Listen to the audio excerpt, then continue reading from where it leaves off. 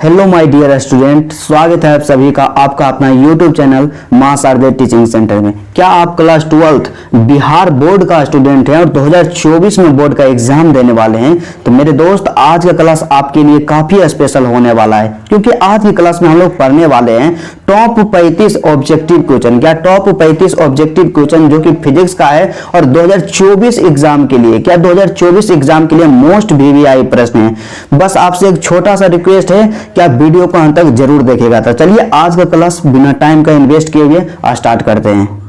सबसे पहला प्रश्न हमारे पास दिया गया है जो कि मोस्ट इंपोर्टेंट प्रश्न है। क्या है कि एक विद्युतीय धारावाही लूप की त्रिज्या दुगनी तथा धारा आधी कर दी जाए। मतलब क्या है कि एक धारावाही लूप की त्रिज्या को दुगनी कर देते हैं और उसकी धारा को आधी कर देते हैं। क्या धारा को आधी कर देते हैं तो इसका चुंबकीय आघूर्ण हो जाता है। इसका चुंबकीय आघूर्ण जो होता है क्या होता है, आधा हो जाता है या दुगना हो जाता है या चौगुना हो जाता है या इनमें से कोई नहीं। तो मेरे दोस्त, तो हम लोग जानते हैं, क्या हम लोग जानते हैं, यहाँ पे थोड़ा सा स्पेस कम है, यहाँ पे लिख देंगे कि हम लोग जानते हैं कि चुंबकीय आघूर्ण जिसे कि एम के द्वारा सूचित करते हैं। तो एम बराबर होता है आई ए होता है। क्या आई ए, और यहाँ पे ए जो है ए है क्षेत्रफल, और क्षेत्रफल बराबर हम लोग जानते हैं क्या होता है, पाई आर स्क्वायर। क्या पाई आर स्क्वायर, इसलिए यहाँ पे हम लिख सकते हैं आई ए के जगह पे पाई आर स्क्वायर यहां लिख दें। उसके बाद अब क्या बोला कि जो नया जो है ना, क्या करते हैं कि त्रिज्या को क्या कर देते हैं, दुगना, और धारा को क्या कर देते हैं, आधा कर देते हैं। तब उसका चुंबकीय आघूर्ण क्या हो जाएगा, तब यहाँ पे हम लोग कर देंगे कि त्रिज्या को क्या करेंगे, दुगना, तो यहाँ पे हो जाएगा आर हो जाएगा 2r हो जाएगा, और धारा को क्या कर देंगे, धारा को हम कर देंगे आधा कर देंगे, मतलब I/2।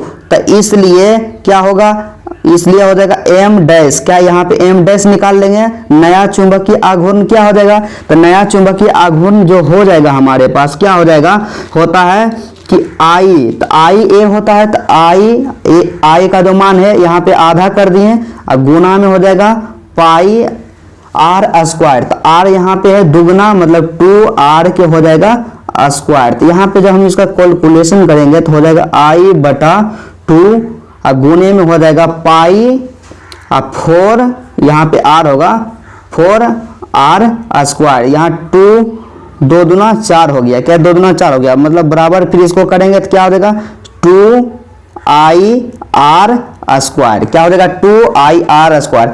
और यहाँ पे जो मान दिया हुआ है, क्या यहाँ पे हम लोग देखेंगे कि यहाँ पे जो मान दिया हुआ है ir स्क्वायर, क्या आई यहाँ पे क्या पाई छूट गया, आई पाई आर स्क्वायर, तो यहाँ पे आई पाई आर स्क्वायर क्या है, एम के बराबर है, तो यहाँ पे क्या हो गया, दुगना हो गया। इसलिए इसका करेक्ट आंसर हो जाएगा क्या, इसलिए इसका करेक्ट आंसर हो जाएगा ऑप्शन नंबर बी, क्या दुगना। उसके बाद अगला प्रश्न हमारे पास दिया गया है, नेक्स्ट प्रश्न काफी इंपोर्टेंट है। क्या है कि विद्युत क्षेत्र रेखाओं से जानकारी प्राप्त होती है। तो विद्युत क्षेत्र रेखाओं से जो जानकारी प्राप्त होती है, किसका प्राप्त होती है, विद्युत क्षेत्र की शक्ति का भी प्राप्त होता है, दिशा भी प्राप्त होता है, आवेश की प्रकृति भी प्राप्त होता है। इसलिए इसका करेक्ट आंसर हो जाएगा कि विद्युत क्षेत्र रेखाओं से जो जानकारी प्राप्त होता है इनमें से सभी। क्या इनमें से सभी, क्षेत्र की शक्ति, दिशा और आवेश की प्रकृति। 3 नंबर का प्रश्न हमारे पास दिया गया है, मोस्ट इंपोर्टेंट प्रश्न है। क्या है कि केवल धारिता युक्त प्रतिवर्ती धारा परिपथ में धारा एवं वोल्टेज के बीच कालांतर होता है। तो धारा एवं वोल्टेज के बीच जो कालांतर होता है क्या होता है, 90 डिग्री होता है। क्या 90 डिग्री। उसके बाद 4 नंबर का प्रश्न है हमारे पास कि एक गोलीय दर्पण को पानी में डुबा दिया जाता है। क्या होता है कि एक गोलीय दर्पण जो होता है उसको पानी में डुबा दिया जाता है, इसकी फोकस दूरी क्या होगी, घट जाएगी या बढ़ जाएगी या समान रहेगी या इनमें से कोई नहीं। तो आपको बता देना चाहते हैं क्या होता है कि गोलीय दर्पण की जो फोकस दूरी होती है किसी भी माध्यम के अपवर्तनांक पर निर्भर नहीं करती। क्या होती है कि गोलीय दर्पण की फोकस दूरी माध्यम के अपवर्तनांक पर निर्भर नहीं करती है, इसलिए क्या होगा, समान रहेगा। क्या समान रहेगा, ना ही घटेगा और ना ही बढ़ेगा, जो रहेगा वही रह जाएगा। इसलिए इसका करेक्ट आंसर हो गया ऑप्शन नंबर सी। उसके बाद अगला प्रश्न हमारे पास दिया गया है, काफी इंपोर्टेंट प्रश्न है। क्या है, 5 नंबर का प्रश्न हमारे पास दिया गया है कि एक क्या क्या है 40 सेंटीमीटर फोकस दूरी का उत्तल लेंस एवं 20 सेंटीमीटर फोकस दूरी का अवतल लेंस संपर्क में है। इसको संयोजन की क्षमता डायोप्टर में होगा।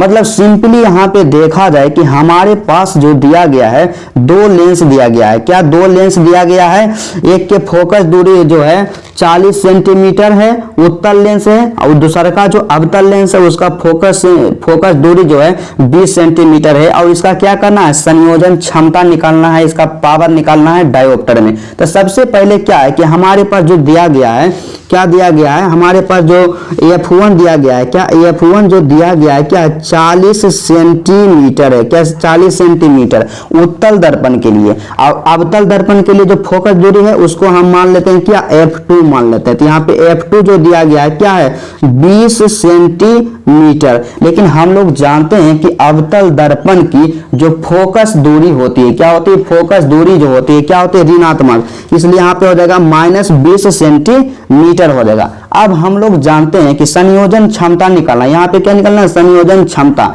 तो संयोजन क्षमता जब निकालना है तो संयोजन क्षमता अर्थात P बराबर होता है, क्या होता है 1/F होता है, क्या 1/F। ई होता है क्या मीटर में होता है, लेकिन हमारे पास यहाँ दिया गया है सब सेंटीमीटर में फोकस दूरी, इसलिए इसको सेंटीमीटर में बदल लेंगे। तो सेंटीमीटर में होता है P बराबर होता है, क्या हो जाता है कि 100 बटा क्या होता है F होता है, क्या 100/F होता है। यहां तक हम समझ गए। अब क्या करना है कि F निकालना है, क्या F निकालना है। तो मतलब फोकस दूरी जो तुल्य फोकस दूरी निकालना है। तो तुल्य फोकस दूरी निकालने के लिए हम लोग क्या करेंगे कि 1/F बराबर होता है तुल्य फोकस दूरी के लिए 1/F1 प्लस में 1/F2 हो जाएगा। तो इसलिए यहां से क्या हो जाएगा 1 बटा में हो जाएगा 40 अब प्लस में हो जाएगा 1 बटा -20 अवतल दर्पण का फोकस दूरी माइनस है। तो यहां से हम कैलकुलेशन जब करेंगे तो कैलकुलेशन करके आएगा कितना आएगा F बराबर आ जाएगा, F बराबर आ जाएगा -40 सेंटीमीटर। क्या F बराबर आ जाएगा -40 सेंटीमीटर यहाँ आ जाएगा। उसके बाद हम लोग क्या करेंगे कि यहाँ से लगा देंगे, इसलिए यहाँ पे कर देंगे कि P बराबर क्या, P बराबर क्या हो जाएगा 100 बटा क्या हो जाएगा 100 बटा -40। यहाँ पे ये जो सूत्र यहाँ पे दिया गया है कि 100 बटा F, तो F का मान कितना आ गया 40, तो हो गया 100 बटा 40। 1 0 से 1 0 कैंसिल, तो इसको भाग देंगे 10 में से -4 से भागा करेंगे तो भागा देकर क्या आ जाएगा -2.5 आ जाएगा, क्या -2.5 आ जाएगा। इसलिए इसका जो करेक्ट आंसर हो गया ऑप्शन नंबर बी -2.5। उसके बाद अगला प्रश्न हमारे पास दिया गया है, काफी इंपॉर्टेंट है। क्या है कि फोटो इलेक्ट्रिक प्रभाव में प्रकाश विद्युत धारा स्वतंत्र है। क्या फोटो इलेक्ट्रिक प्रभाव में प्रकाश विद्युत धारा स्वतंत्र है। क्या है स्वतंत्र, आपतित प्रकाश की आवृत्ति से। क्या आपतित प्रकाश की आवृत्ति से, ऑप्शन नंबर डी। उसके बाद अगला प्रश्न हमारे पास दिया गया है 7 नंबर का मोस्ट वीवीआई प्रश्न है और कई बार एग्जाम में पूछा गया है। क्या है कि ट्रांजिस्टर के प्रवर्धक गुणांक की इकाई होती है। ट्रांजिस्टर के प्रवर्धक गुणांक की इकाई होती है। तो ट्रांजिस्टर के प्रवर्धक गुणांक की कोई इकाई नहीं होती। क्या कोई इकाई नहीं होती, ऑप्शन नंबर डी। क्या कोई इकाई नहीं, ट्रांजिस्टर के प्रवर्धक गुणांक की कोई इकाई नहीं होती है। उसके बाद अगला प्रश्न हमारे पास कि अगर दो आवेशों के बीच की दूरी बढ़ाई जाती है तो उनकी वैद्युत स्थितिज ऊर्जा क्या होती है। दो आवेशों के बीच के दूरी को जब हम लोग बढ़ाते हैं तो उनकी वैद्युत स्थितिज ऊर्जा क्या होती है, घट जाती है। उसके बाद 9 नंबर का प्रश्न हमारे पास दिया गया है, काफी इंपॉर्टेंट प्रश्न है और कई बार हमारे एग्जाम में भी पूछा गया। क्या है कि एक उभयोत्तल लेंस के प्रत्येक तल की वक्रता त्रिज्या 20 सेंटीमीटर तथा लेंस के पदार्थ का अपवर्तनांक 1.5 है। लेंस की फोकस दूरी क्या होगा। तो हम लोग यहाँ पे इसका सॉल्यूशन कर लेते हैं। क्या निकालना है, लेंस का फोकस दूरी निकालना है। जब उसका वक्रता त्रिज्या और अपवर्तनांक दिया हुआ रहता है तो लेंस का जो फोकस दूरी होता है, क्या लेंस का जो फोकस दूरी होता है क्या होता है 1/F बराबर हो जाता है। क्या 1/F बराबर होता है μ-K1। क्या μ-K1 गुणन हो जाएगा 1/R1 प्लस माइनस हो जाएगा 1/R2 हो जाएगा। क्या माइनस के 1/r2 हो जाएगा। जहां यहाँ पे जो म्यू दिया हुआ है, म्यू जो है अपवर्तनांक है, और यहाँ पे जो r1 तथा r2 जो दिया हुआ है दोनों पृष्ठों की वक्रता त्रिज्या है। क्या दोनों पृष्ठों की वक्रता त्रिज्या है। लेकिन यहाँ पे क्या है कि r2 जो है, r2 जो होगा उभयोत्तल लेंस में बाएं तरफ होगा, तो इसलिए यहाँ पे क्या हो जाएगा, r2 जो हो जाएगा माइनस। ध्यान में रखिएगा कि r2 क्या होगा माइनस में होगा। तो यहाँ पे हम वैल्यू को रख देते हैं, तो यहाँ से हो जाएगा बराबर करेंगे तो म्यू का मान कितना है 1.5 माइनस कर देंगे 1, ठीक। अब गुने में कितना हो जाएगा 1/r1, r1 का मान कितना यहाँ पे दिया हुआ है 20 है। अब फिर माइनस कर देंगे 1/r2, r2 है माइनस में 20 हो जाएगा, ठीक। उसके बाद इसका जब हम कैलकुलेशन करेंगे, यहाँ से माइनस और माइनस क्या हो जाएगा प्लस हो जाएगा। तो इसका जब कैलकुलेशन करेंगे तो कैलकुलेशन करके आएगा f बराबर आ जाएगा कितना, f बराबर आ जाएगा 20 सेंटीमीटर। क्या f बराबर आ जाएगा 20 सेंटीमीटर। इसलिए इसका जो करेक्ट आंसर हो जाएगा क्या, प्रश्न संख्या 9 का जो करेक्ट आंसर हो जाएगा ऑप्शन नंबर डी 20 सेंटीमीटर। क्या 20 सेंटीमीटर, ऑप्शन नंबर सी हो जाएगा। उसके बाद अगला प्रश्न हमारे पास दिया गया है, क्या है कि एक रेडियो समस्थानिक 210 BI की अर्ध आयु 5 दिन है। 20 दिनों के बाद लिए गए नाभिकों का अपघटित अंश होगा। तो इसका जो करेक्ट आंसर हो जाएगा 1/16। क्या 1/16, कई बार इसका सॉल्यूशन करवाए हैं। उसके बाद अगला प्रश्न हमारे पास दिया गया है, क्या है कि आवेश का पृष्ठ घनत्व बराबर होता है। तो आवेश का पृष्ठ घनत्व बराबर होता है कुल आवेश बटा कुल क्षेत्रफल। क्या कुल आवेश बटा कुल क्षेत्रफल।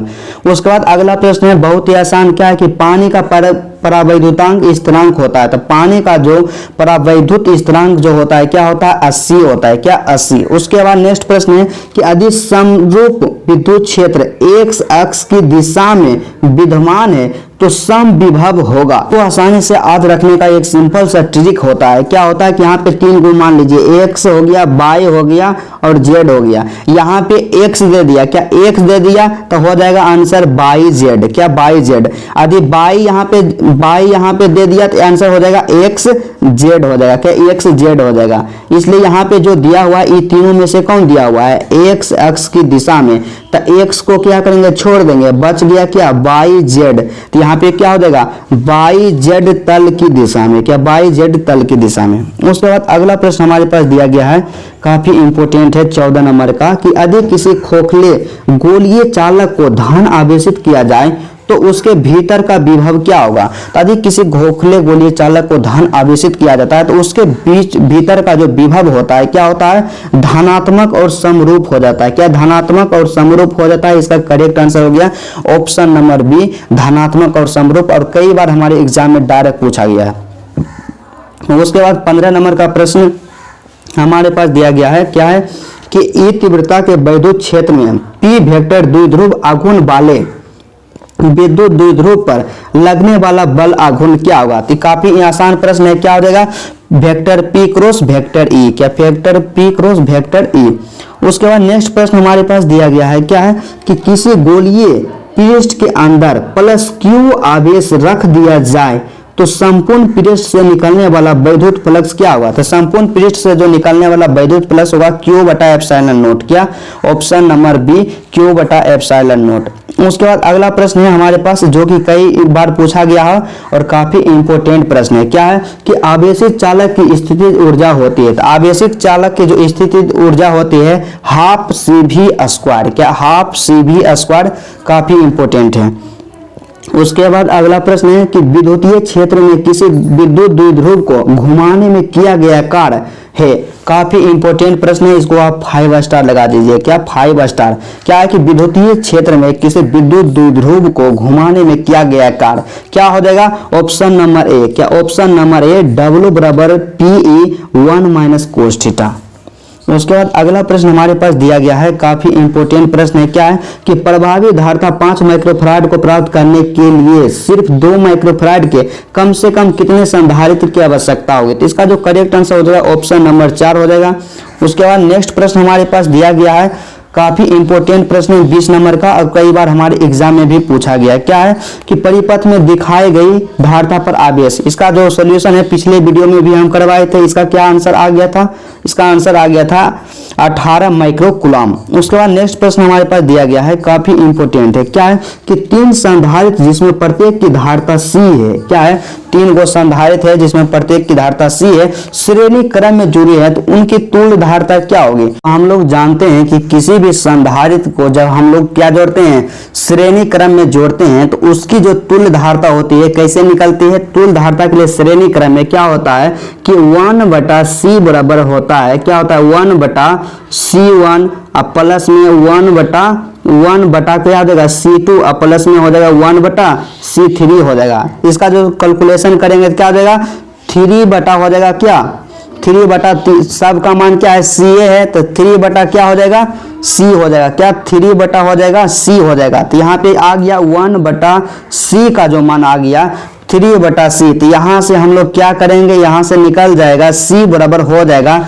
इसको पलट देंगे तो हो जाएगा क्या C अब बटा में क्या हो जाएगा 3, क्या C/3 हो जाएगा। ऑप्शन नंबर इसका क्या हो जाएगा C/3 कौन है? ऑप्शन नंबर C इसका करेक्ट आंसर हो जाएगा। लेकिन इसको जब हम समांतर क्रम में जोड़ दें तो डायरेक्ट 3C हो जाता। उसके बाद अगला प्रश्न जो हमारे पास दिया गया है काफी इंपॉर्टेंट है। क्या है कि 1 माइक्रोफैराड धारता वाले संधारित्र के पट्टियों के बीच 1 वोल्ट विभवांतर रखने पर आवेशित संधारित्र पर आवेश होगा। तो इसका जो आवेश क्या हो जाएगा 1 माइक्रोफैराड वाले धारता के संधारित्र के बीच रखेंगे, 1 वोल्ट रखें तो 1 के माइक्रोकूलम आवेश हो जाएगा। उसके बाद क्या है कि प्रतिरोधों के समांतर क्रम में निम्नलिखित में से कौन सी राशि समान रहती है? तो आपको बताते हैं कि यदि किसी प्रतिरोध के समांतर क्रम में होता है, क्या होता है कि उसका जो विभवांतर रहता है ना, क्या रहता है विभवांतर समान रहता है, कभी नहीं बदलता है श्रेणी समांतर क्रम में। उसके बाद अगला प्रश्न है, कई बार हमारे एग्जाम में पूछा गया है, इसलिए इसको भी आप 5 स्टार लगा दीजिएगा। क्या प्रश्न है कि पदार्थ की प्रतिरोधकता के लिए निम्नलिखित में कौन सा सही है? तो पदार्थ के प्रतिरोधकता के लिए जो होता है क्या होता है रो बराबर RA/L होता है, क्या र बराबर RA/L, इसलिए इसका करेक्ट आंसर हो गया ऑप्शन नंबर A। उसके बाद अगला प्रश्न हमारे पास दिया गया है। क्या है अगला प्रश्न है कि किरचॉफ का बिंदु नियम मतलब पॉइंट रूल जो है पालन करता है, क्या करता है? ऊर्जा संरक्षता का सिद्धांत या आवेश संरक्षता का सिद्धांत या संवेग की संरक्षता का सिद्धांत या द्रव्यमान की संरक्षता का सिद्धांत। तो किरचॉफ का जो बिंदु का नियम होता है, जो जिसे पहला नियम भी कहा जाता है, प्रथम नियम, वो होता है क्या आवेश की संरक्षता का सिद्धांत का पालन करता है। मतलब आवेश संरक्षण सिद्धांत पर किरचॉफ का जो पहला नियम है, जिसे बिंदु नियम के भी नाम से जाना जाता है, आधारित है। उसके बाद अगला प्रश्न हमारे पास दिया गया है 26 नंबर का, काफी इंपोर्टेंट है। क्या है कि परिपथ का गुण जो विद्युतीय ऊर्जा को ताप में बदलता है कहलाता है। तो परिपथ का गुण जो विद्युतीय ऊर्जा को ताप में बदल देता है क्या होता है? प्रतिरोध होता है, क्या प्रतिरोध, क्योंकि प्रतिरोध के कारण ही क्या होता है ऊष्मा उत्पन्न होता है। उसके बाद अगला प्रश्न जो हमारे पास दिया गया है काफी इंपोर्टेंट प्रश्न है 27 नंबर का, और कई बार हमारे एग्जाम में भी पूछा गया है, तो इसलिए इसका सॉल्यूशन हम लोग करते हैं। क्या है कि 60 वाट, डायरेक्ट यही क्वेश्चन पूछेगा, 60 वाट और 40 वाट के 2 बल्ब श्रेणी क्रम में जोड़े जाएं तो उनकी सम्मिलित शक्ति होगी। तो 60 वाट और 40 वाट के 2 बल्ब है, उसको श्रेणी क्रम में जोड़ते हैं तो उनकी सम्मिलित शक्ति क्या होता है? इसका जो सम्मिलित शक्ति सम्मिलित शक्ति मतलब परिपथ का जो कुल शक्ति होता है क्या होता है? हम लोग एक फॉर्मूला जानते हैं कि कुल शक्ति बराबर होता है, क्या होता है P1, क्या P1 इंटू क्या P1 इंटू P2। यहाँ थोड़ा सा मिस्टेक हो गया, क्या हो जाएगा P1 गुने में हो जाएगा P2 और बटा में हो जाएगा P1 और प्लस में हो जाएगा क्या P2 हो जाएगा। तो P1 कितना है? P1 है 60 वाट, 60 गुने हो जाएगा P2 40 वाट और बटा में क्या P1, तो मतलब 60 और प्लस में P2 कितना है 40। इसका कैलकुलेशन करेंगे तो यहाँ हो जाएगा ऊपर में 2400 और बटा में क्या हो जाएगा 100। तो 2400 को काट दिए 2 जीरो से, क्या आ गया 24 वाट आ गया, क्या 24 वाट आ गया, इसलिए इसका करेक्ट आंसर हो जाएगा ऑप्शन नंबर डी 24 वाट। उसके बाद अगला प्रश्न हमारे पास दिया गया है। क्या है कि आवेश का पृष्ठ घनत्व का मात्रक होता है। तो आवेश के पृष्ठ घनत्व का जो मात्रक होता है क्या होता है? कूलम प्रति मीटर स्क्वायर, क्या कूलम प्रति metre square, option number A. 29 number का प्रश्न हमारे पास दिया गया है, काफी मोस्ट इंपोर्टेंट प्रश्न है। क्या है? यल प्रेरकत्व, आर प्रतिरोध तथा सी संधारित्र की धारिता को एल बटा आर एवं आर सी का विमीय सूत्र है। काफी इंपोर्टेंट प्रश्न है और कई बार एग्जाम में पूछा गया और 2024 के लिए मोस्ट भी आई। इसका करेक्ट आंसर हो जाएगा क्या? इसमें सब जीरो होता है। क्या दोनों में जो होता है सब जीरो होता है, इसीलिए लगता है हमको ये प्रश्न बार बार पूछा जाता है। क्या? Option number D, M0L0T, M0L0T, यही होगा दोनों का, L बटा आर का भी, आर सी का भी। उसके बाद अगला प्रश्न हमारे पास दिया गया है, काफी इंपोर्टेंट और ये भी कई बार पूछा गया है। क्या है? कि प्लांक स्थिरांक की बीमा होती है। तो प्लांक स्थिरांक की जो बीमा होती है मेरे दोस्त, क्या होती है? क्या होती है कि ml² T इनवर्स। क्या ml² T इनवर्स, अर्थात ऑप्शन नंबर ए, ml² T इनवर्स।